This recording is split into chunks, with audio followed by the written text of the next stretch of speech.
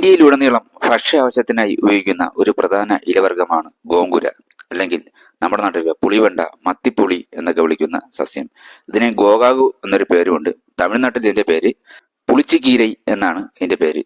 ഇതിന്റെ ശാസ്ത്രീയനാമം ഹിബിസ്കസ് സബ്ഡാരിഫ എന്നാണ് ഇതിന്റെ ശാസ്ത്രീയനാമം. ഭക്ഷണങ്ങളിൽ പുളിരുചി ഉണ്ടാക്കാനാണ് ഇത് പ്രധാനമായും ഉപയോഗിക്കുന്നത്.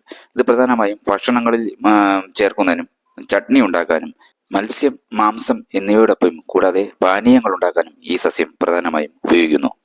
ഗോങ്കുരയിൽ പ്രധാനമായും രണ്ടിനങ്ങളാണുള്ളത്, പച്ചയും പിന്നെ ചുവപ്പും. ഈ കാണുന്നത് ചുവപ്പ് ആണ് കാണുന്നത്. ഈ ചുവപ്പിനാണ് കൂടുതൽ പുളിരസമുള്ളതും കൂടുതലായി ഉപയോഗിക്കുന്നതും ഈ ചുവന്ന ഇനമാണ്. മനുഷ്യ ശരീരത്തിന് ആവശ്യമായ ഇരുമ്പ്, വൈറ്റമിൻസ്, ഫോളിക് ആസിഡുകൾ, ആന്റി ഓക്സിഡൻസ് എല്ലാം അടങ്ങിയ ഒരു സസ്യമാണ്. പുളിച്ചിക്കീരയുടെ ഇലകൾക്ക് നല്ല പുളിപ്പാണ്. ഇതിന്റെ തണ്ടുകൾക്കും ഇതിന്റെ ഇലകൾക്കും നല്ല പുളിപ്പുണ്ട്.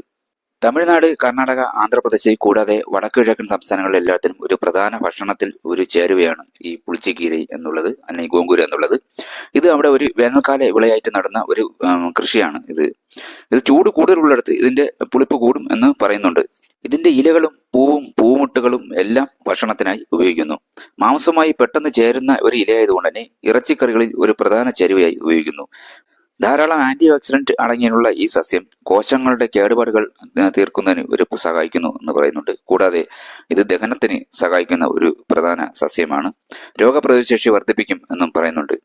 ഇത് ആയുർവേദങ്ങളിൽ പനി, ദഹന സംബന്ധമായ രോഗങ്ങളിലൊക്കെയാണ് ഈ പുളിച്ചിക്കീര അല്ലെങ്കിൽ ഗോങ്കുര എന്നുള്ള സസ്യം പ്രധാനമായും ഉപയോഗിക്കുന്നത്. വടക്ക് കിഴക്കൻ സംസ്ഥാനങ്ങളിൽ അതിഥികൾ വീട്ടിൽ വരുമ്പോൾ ഒരു പ്രധാനമായ പാനീയമായി കൊടുക്കുന്നത് ഇതിന്റെ ആ ഇല അരച്ചിട്ടുള്ള ഒരു പാനീയമാണ്. കൂടാതെ ഇതിന്റെ ഇല അച്ചാർ ഇടാനും ഉപയോഗിക്കും.